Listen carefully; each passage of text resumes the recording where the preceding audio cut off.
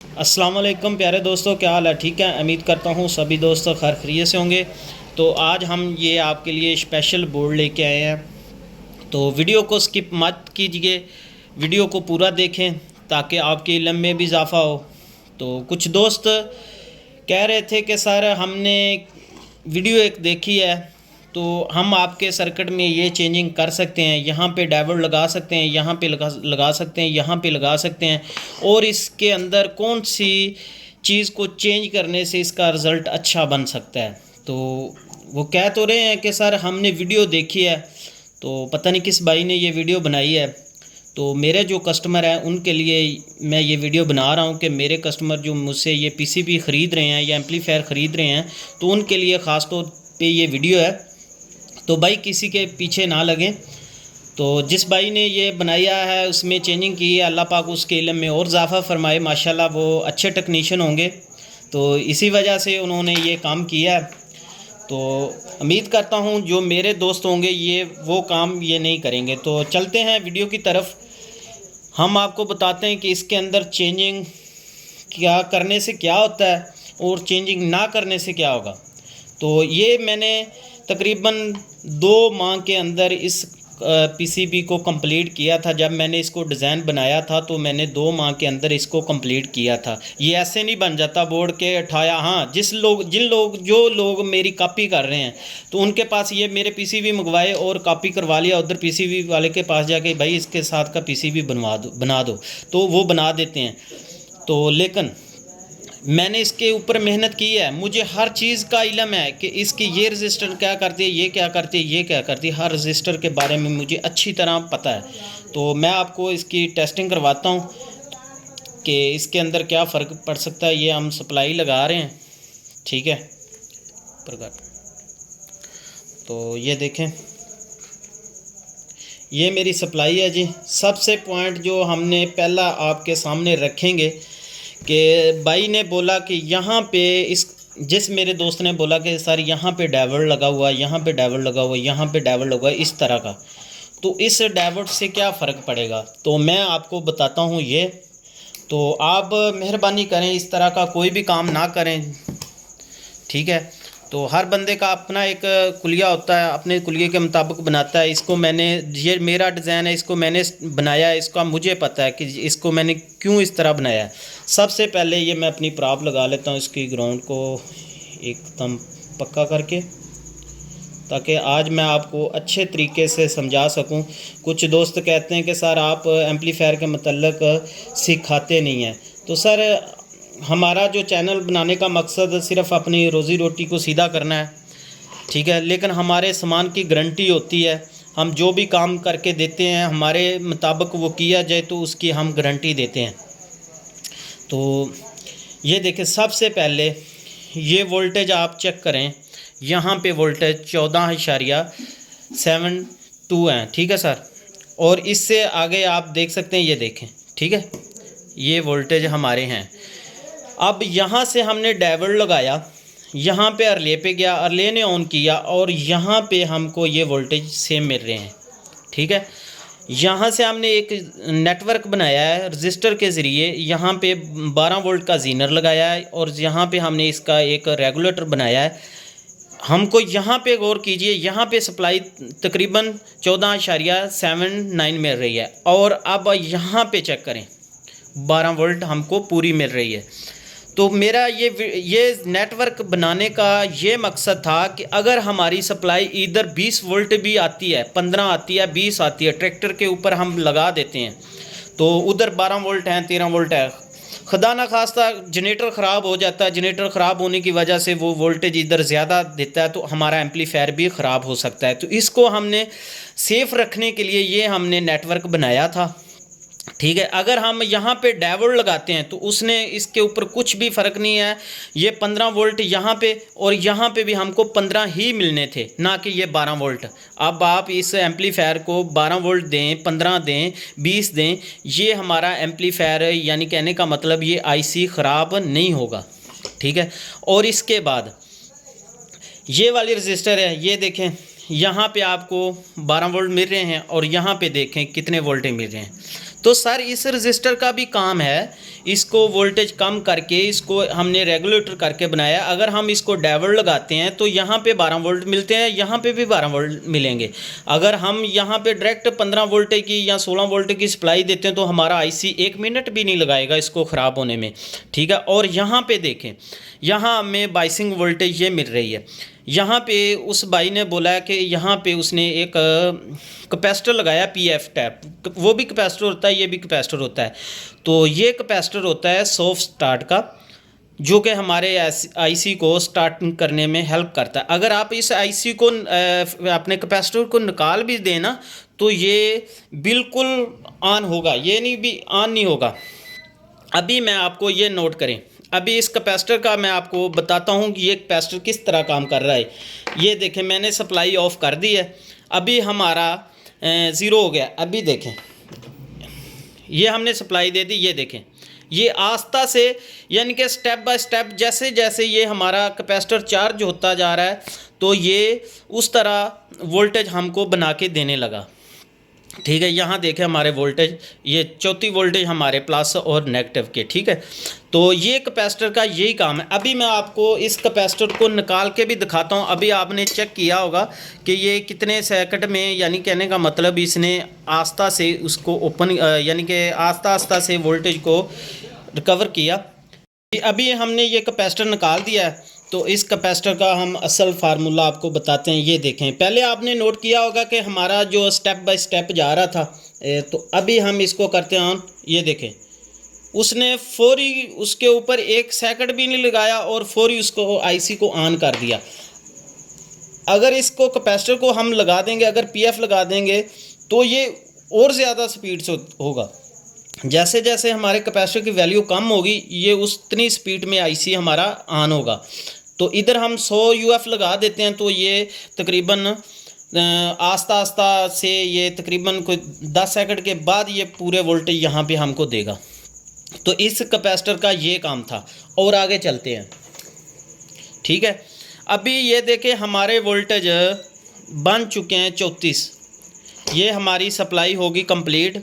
यहाँ पे हमको बाइसिंग वोल्टेज मिले, यहाँ पे हमको 12 मिले, यहाँ पे हमको मिले वोल्टेजेस ये देखें, ठीक है जी, 14.7 वोल्टेज। तो ये वोल्टेज हमारी कंप्लीट हो गए।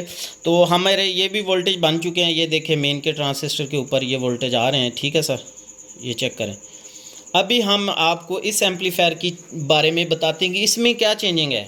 तो भाई मेरे इसमें कुछ भी चेंजिंग नहीं है।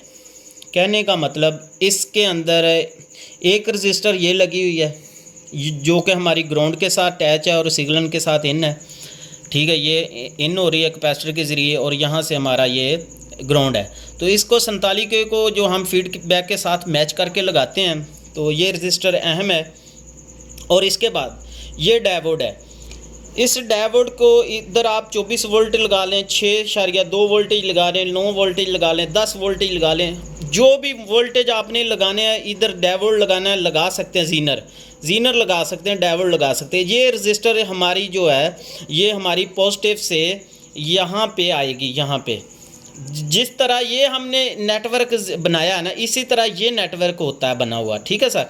अगर आप इसके इधर लगा देंगे 12 वोल्ट का जीनर लगा देंगे तो हमें यहाँ 12 वोल्ट मिलने चाहिए। और सबसे अहम बात जो है ये लगाने का मकसद ये है, यहाँ से हमारे पॉजिटिव हुई, यहाँ से ग्राउंड से यहाँ हमारा डायोड आया और इस पॉइंट पे हमको जो वोल्टेज मिलने हैं ये आप चेक करें, 575 मिली वोल्ट हमको मिलने चाहिए, यानी कि 0.6 वोल्टेज के होने चाहिए यहाँ पे, ठीक है। यहाँ पे आप 24 वोल्ट का जीनर लगाएं, यहाँ पे आप 12 वोल्ट का जीनर लगाएं, यहाँ पे आप 30 वोल्टेज का जीनर लगाएं, यहाँ पे जो मर्ज़ी रजिस्टर लगाएं, यहाँ पे जो मर्ज़ी रजिस्टर लगाएं, ये आपने कैलकुलेटर करनी है, ठीक है। लेकिन यहाँ इस पॉइंट के ऊपर हमको 0.6 वोल्टेज हर हाल में मिलने चाहिए, ठीक है। अगर आपके ये वोल्टेज कम या ज़्यादा होंगे तो ये आपका एम्पलीफायर सही वर्क नहीं करेगा।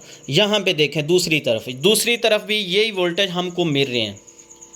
तो इस रजिस्टर को कम या इसको डायोड को जीनर वगैरह जो लगाने का मकसद आप समझ गए होंगे। ये 3 रजिस्टर का ये काम है। इससे आगे चलें। ये हमारी दो रजिस्टर हैं फीडबैक की। जैसे ये रजिस्टर है, इसको जैसे जैसे आप कम करते जाएंगे हमारी गेन जो है कम होती जाएगी, और इसको जैसे जैसे कम करते जाएंगे हमारी गेन भी कम होगी। जैसे जैसे इसकी वैल्यू आप बढ़ाएंगे तो इसकी वैल्यू गेन भी ज़्यादा होगी। और इस रजिस्टर को आप जैसे जैसे कम लेके आएंगे, यानी कहने का मतलब है 1 के लगी हुई है, इसको आप 680 कर देंगे, 470 कर देंगे, तो ये आपकी आवाज़ ज़्यादा होती जाएगी। जैसे जैसे इसको आप 150 से ऊपर चलें, 200 ले जाएं, 400 ले जाएं, 500 ले जाएं, 600 ले जाएं, जैसे जैसे ये ऊपर जाएगी इसकी आवाज़ कम होती जाएगी। और ये हमारा ट्रांसिस्टर होता है बाइसिंग का। ये जो हमारे बफरिंग के ट्रांसिस्टर हैं, इनको तो हमने आपको बता दिया ना, इन पॉइंटों के ऊपर हमको ये वोल्टेज मिलने चाहिए। अब रह गए ये ट्रांसिस्टर, इन दोनों को ड्राइव करने वाला ये ट्रांसिस्टर है, इसको बाइसिंग वोल्टेज देने होते हैं जो कि हमारे ट्रांसिस्टर को ऑन रखते हैं। तो सबसे बड़ा ये पॉइंट है इसकी सेंटर पिन पे, ठीक है। यहाँ पे आप चाहे छोटा ट्रांसिस्टर लगा लें चाहे बड़ा लगा लें, कोई भी मर्ज़ी ट्रांसिस्टर लगा लें, लेकिन आपको इनके वोल्टेज को ना मद्देनज़र रख के लगाना पड़ता है। तो लगा सकते हैं, ठीक है। इधर इसके सेंटर पिन के ऊपर आपको 0.6 वोल्टेज मिलने चाहिए, ठीक है। ये मैं आपको उल्टा करके दिखा देता हूँ। तो ये देखें सर, यहाँ पे हमको 0.6 वोल्टेज मिलने चाहिए, ये देखें, ठीक है। तो ये 590 मिली वोल्टेज हमको मिल रहे हैं। तो दूसरी साइड भी हम चेक करते हैं, ये देखो 590 मिली वोल्ट हमको मिल रहे हैं। तो ये वोल्टेज जो हैं ये हमारे बाइसिंग के वोल्टेज हैं, ये बहुत अहम वोल्टेज होते हैं, ठीक है। तो अगर ये आपके वोल्टेज सही नहीं आ रहे तो आपका एम्पलीफायर ओवरहीट करेगा और ख़राब करेगा। अगर आप रिपेयरिंग भी करते हैं तो इन चीज़ों को देख के करें। और इसके अंदर यहाँ पे हमको ये देखें यानी कि 706 मिली वोल्टेज मिलने चाहिए, ये देखें 0.7 वोल्टेज जो होते हैं ये मिलने चाहिए इस पॉइंट पे, और इस पॉइंट पे भी देखें ये, ठीक है जी। ये 0.6 वोल्टेज बना रहा है अभी। और ये दूसरी तरफ आप चेक करें, ठीक है सर, ये चेक करें 0.7। ये ट्रांसिस्टर ये वोल्टेज हमको बना के दे रहा है। ये वोल्टेज हमको मिल रहे हैं ना, ये ट्रांसिस्टर की इस वजह से मिल रहे हैं, इस ट्रांसिस्टर की। इसके ऊपर हमने लगाया अभी 1383, यहाँ पे आप 2073 भी लगा सकते हैं, कोई और भी यानी कि NPN चैनल ट्रांसिस्टर लगा सकते हैं। और जो ये रजिस्टर हैं ये हमारे बड़े ट्रांसिस्टर की बेस और एमीटर के दरमियान है, ठीक है। तो इसको आप 100 ओम से लेके तो 220 ओम तक लगा सकते हैं, ये कोई इशू नहीं है। और इसके अलावा ये वाली जो रजिस्टर है ये हमारी इसके बेस से इसकी एमीटर पे लगी हुई है, इसको आप जंपर भी कर सकते हैं, ठीक है। इसका भी इतना रोल नहीं है, इसको आप जंपर भी कर सकते हैं क्योंकि इसकी डायरेक्ट इसके बेस के ऊपर जा रही है, तो इसकी भी यहाँ पे डायरेक्ट जा सकती है। तो ये डिज़ाइन मैंने बनाया है, तो मुझे इस एक एक रजिस्टर का बहुत अच्छे तरीके से पता है कि ये कहाँ पे कैसे काम करेगी और कहाँ पे कैसे काम करेगी। इस कैपेसिटर का क्या काम है, इसका क्या काम है। कहने का मेरा मतलब ये हमने डिज़ाइन बनाया, 2-3 माह लगाए हैं, तो भाई इसके ऊपर हमने मेहनत की है। तो कोई बंदा ऐसे उठे और कहे कि ये हमने इसके अंदर चेंजिंग की है, तो भाई इसकी चेंजिंग की है तो इसको ठीक से तो बताओ। जो किया आपने दूसरों का भी सिस्टम ख़राब कर रहे हो, इसकी इससे लाइफ कम हो जाएगी, इसका एम्पलीफायर आपका ख़राब हो जाएगा, तो दूसरों का भी नुकसान होगा और ख़ुद का भी नुकसान कर रहे हैं। तो मेहरबानी करें इस तरह की वीडियो बना के नेट पे ना दिया करें। तो मैं अपने उन भाइयों से दरख्वास्त करता हूं कि जिन भाइयों ने वो वीडियो देखी है तो वो अपने बोर्ड के साथ छेड़खानी ना करें, क्योंकि इस वजह से ये आपका सारा बोर्ड ख़राब हो सकता है। तो क्योंकि मेरे कस्टमर जो हैं वो मेरे से PCB ख़रीदते हैं, ठीक है। अभी मेरे पास काफ़ी क्वांटिटी में इसके PCB हैं, तो मैं वो सेल कर रहा हूँ। तो अगर मैं उनको सेल कर रहा हूँ तो ये सारे कस्टमर ये काम करना शुरू कर देंगे तो मेरा तो ये सारा काम ख़राब हो जाएगा। वो कहेंगे कि सर आपके बोर्ड में ही फ़ाल्ट है। तो सर ऐसा नहीं है, इसको आप जैसे मैं बताता हूँ इस तरीके से बनाएं, किसी के पीछे लगने की कोई ज़रूरत नहीं है। तो आज तो हमने आपको हर चीज़ जो है ना बिल्कुल बता दी है। अब आप इस बोर्ड की रिपेयरिंग भी कर सकते हैं। साथ में ये मैं आपको रिपेयरिंग की भी बात बताता चलूँ।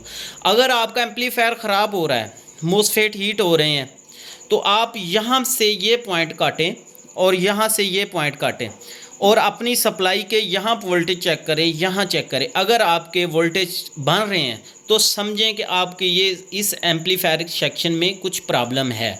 उसके बाद यहाँ पे आपने 6.0 वोल्टेज चेक करने हैं, ठीक है। ये देखें, यहाँ पे आपने वोल्टेज चेक करने हैं, यहाँ पे आपने इसके वोल्टेज चेक करने हैं, यहाँ पे चेक करने हैं, ठीक है। तो इंशाल्लाह आपका एम्पलीफायर एकदम परफेक्ट ओके चल पड़ेगा, बग़ैर किसी चेकिंग के, बग़ैर किसी अपना स्पीकर के। आप इसको अपने आप पे इत्मीनान करके इसको दे सकते हैं। तो जब कोई किसी का सर्किट लॉन्च करता है, यानी मेरे कहने का मतलब भी कोई किसी का कॉपी करता है सर्किट, तो अगर किसी के बोर्ड में दम होता है तो वो कॉपी करता है। तो हमारे इस बोर्ड में दम है तो कोई हमारा कॉपी कर रहा है और चला रहा है ना इसको। तो इस तरह हमारे बोर्ड को आप रहने दें, इसकी चेंजिंग करना। शुक्रिया, मिलते हैं नेक्स्ट वीडियो में। अल्लाह हाफिज़।